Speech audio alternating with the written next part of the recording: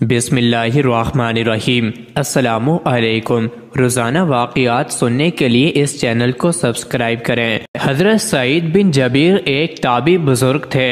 انہوں نے ایک دن منبر پر بیٹھے ہوئے یہ الفاظ ادا کیے کہ حجاج ایک ظالم شخص ہے۔ ادھر جب حجاج کو پتہ چلا کہ آپ میرے بارے میں ایسا گمان کرتے ہیں تو آپ کو دربار میں بلا لیا اور پوچھا کہ تم نے میرے بارے میں ایسی باتیں بولی ہیں؟ تو آپ نے فرمایا ہاں بالکل، تو ایک ظالم شخص ہے۔ یہ سن کر حجاج بہت غصے سے سرخ ہو گیا اور آپ کے قتل کے احکامات جاری کر دیے۔ جب آپ کو قتل کے لیے دربار سے باہر لے کر جانے لگے تو آپ مسکرا دیے۔ حجاج کو ناگوار گزرا۔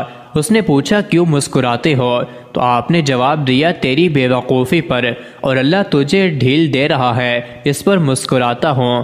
حجاج نے پھر حکم دیا کہ اسے میرے سامنے ذبح کر دو۔ جب خنجر گلے پر رکھا گیا تو آپ نے اپنا رخ قبلے کی طرف کیا اور یہ جملہ فرمایا، اے اللہ میرا چہرہ تیری طرف ہے، تیری رضا پر راضی ہوں۔ یہ حجاج نہ موت کا مالک ہے نہ زندگی کا۔ جب حجاج نے یہ سنا تو بولا اس کا رخ قبلے کی طرف سے پھیر دو۔ جب قبلے سے رخ پھیرا تو آپ نے فرمایا یا اللہ، رخ جدھر بھی ہو تو ہر جگہ موجود ہے، مشرق مغرب ہر طرف تیری حکمرانی ہے۔ میری دعا ہے کہ میرا قتل اس کا آخری ظلم ہو، میرے بعد اسے کسی پر مسلط نہ فرمانا۔ جب آپ کی زبان سے یہ جملہ ادا ہوا تو اس کے ساتھ ہی آپ کو قتل کر دیا گیا اور اتنا خون نکلا کہ دربار تر ہو گیا۔ ایک سمجھدار بندہ بولا کہ اتنا خون تب نکلتا ہے جب کوئی خوشی خوشی مسکراتا ہوا اللہ کی رضا پر راضی ہو جاتا ہے۔ حجاج بن یوسف کے نام سے سب واقف ہیں۔ حجاج کو عبد الملک نے مکہ، مدینہ، طائف اور یمن کا نائب مقرر کیا تھا اور اپنے بھائی بشر کی موت کے بعد اسے عراق بھیج دیا، جہاں سے وہ کوفہ میں داخل ہوا۔ ان علاقوں میں 20 سال تک حجاج کا عمل دخل رہا۔ اس نے کوفہ میں بیٹھ کر زبردست فتوحات حاصل کی۔ اس کے دور میں مسلمان مجاہدین چین تک پہنچ گئے تھے۔ حجاج بن یوسف نے ہی قرآن پاک پر اعراب لگوائے۔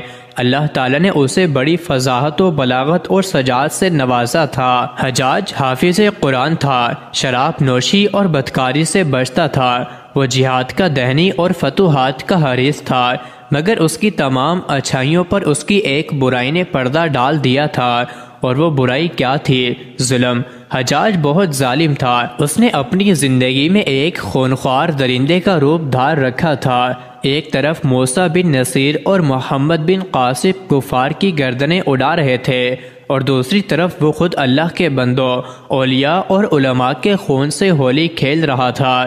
حجاج نے 1,20,000 انسانوں کو قتل کیا۔ اس کے جیل خانوں میں ایک دن میں 80,000 ہزار قیدی ہوتے، جن میں سے 30,000 عورتیں تھیں۔ اس نے جو آخری قتل کیا وہ عظیم تابعی اور زاہد و پارسا انسان حضرت سعید بن جبیر رحمۃ اللہ علیہ کا قتل تھا۔ انہیں قتل کرنے کے بعد حجاج پر وحشت سوار ہو گئی تھی۔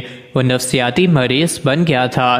حجاج جب بھی سوتا حضرت سعید بن جبیر اس کے خواب میں آ کر اس کا دامن پکڑ کر کہتے کہ دشمن خدا، تو نے مجھے کیوں قتل کیا؟ میں نے تیرا کیا بگاڑا تھا؟ جواب میں حجاج کہتا کہ مجھے اور سعید کو کیا ہو گیا ہے۔